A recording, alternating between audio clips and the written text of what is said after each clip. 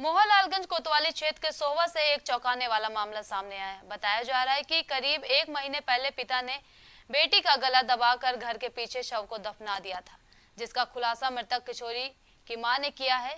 पीड़ित मां का आरोप है कि पुलिस फॉरेंसिक मजिस्ट्रेट की निगरानी में शव को निकलवाकर पोस्टमार्टम के लिए भेज दिया गया है। सुनीता पत्नी संजीवन लाल द्वारा एक सूचना दी गई कि 14 वर्षीय पुत्री गुमशुदा है। इस सूचना का तत्काल संज्ञान लेते हुए थाना मोहनलालगंज पुलिस द्वारा एक सुसंगत धाराओं में अभियोग पंजीकृत किया गया। अभियोग पंजीकृत करने के बाद जब जांच पड़ताल शुरू करी गई तो प्रकरण संदिग्ध लगने पर पुलिस द्वारा परिजन और आसपास के ग्रामवासियों से पूछताछ करी गई। पूछताछ में ये तथ्य सामने आए कि जो उनकी 14 वर्षीय पुत्री थी उसकी संदिग्ध हालात में मृत्यु हो गई है और उसके शव को उसके पिता संजीवन लाल द्वारा ही घर में ही अपने घेर में गाड़ रखा है।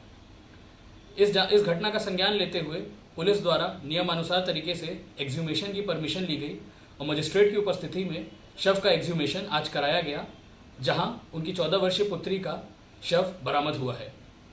शव को पोस्टमार्टम के लिए भेज दिया गया है। पोस्टमार्टम और फॉरेंसिक्स की रिपोर्ट के हिसाब से अग्रिम विधिक कार्रवाई की जाएगी। बागपत में विद्युत कर्मियों की लापरवाही के चलते 2 संविदा कर्मियों की मौत हो गई।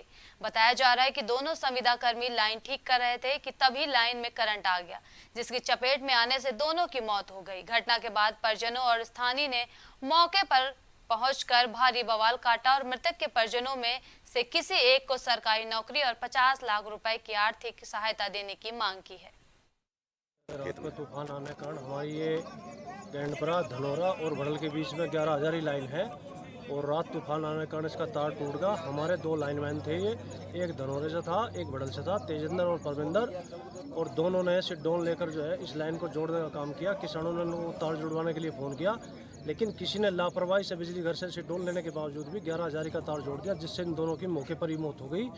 और हमारी अब मौके पर मौत होने का पब्लिक में बहुत ज़्यादा आक्रोश है और पब्लिक ये चाहती है जब तक यहाँ डीएम स्तर से कोई अधिकारी और एक्शन एससी साहब, कोई बिजली विभाग का बड़ा अधिकारी, और कम से कम 50 लाख रुपए का मुआवजा और एक परिवार के एक सदस्य को सरकारी नौकरी मिलने का जब तक हमें आश्वासन नहीं मिलेगा, हम लाश के हाथ भी नहीं लगाने देंगे। तब तक हम यहाँ से लाश को न जाने देंगे और मरने मिटने के लिए तीनों गाँव के आदमी यहाँ तैयार रहेंगे।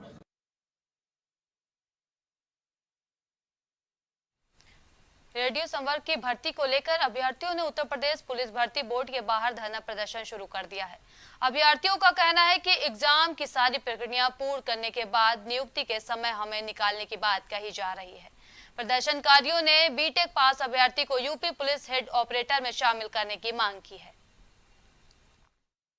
हमारी मांग यही है कि जैसा भर्ती बोर्ड का स्टैंड था 2021 में, जो भर्ती बोर्ड का स्टैंड था 2022 में वैकेंसी आई, भर्ती बोर्ड ने 2021 में स्टैंड लिया था कि बीटेक अहर होगा, और ये नियमावली विज्ञापन बनाना भर्ती बोर्ड का काम है, ये सरकार का शासन का काम है। अगर आपने हमको एलिजिबल किया था 2021 में, तो आज आप 2024 में एक मीटिंग के जरिए हमको बाहर आप कैसे कर सकते हैं? आप आरटीआई में आपने बोला, आपने आईजीआरएस में बोला, आपने ऑफिशियल आके बोला, वर्तमान डीजी ने बोला, सब कुछ अगर हुआ है हमारे पक्ष में, तो आज कैसे एक भर्ती बोर्ड की एक मीटिंग के सामने आप कैसे हमको बाहर कर दी? मुख्यमंत्री जी भी उस मीटिंग में थे जिस मीटिंग में ये बात बोली गई थी कि बीटेक इस भर्ती के लिए एलिजिबल है। इस पूरी हायरार्की में बीटेक का ही नहीं है। क्या उच्च योग्यता धारण करना, क्या बीटेक धारण करना, क्या पीएचडी करना, क्या बीटेक करना, क्या हायर डिग्री लेना अभिशाप है? अगर है तो हम अपनी डिग्री यहाँ दान दे के जाएंगे आज भर्ती बोर्ड को कि आगे से हम पढ़ाई लिखाई नहीं करेंगे।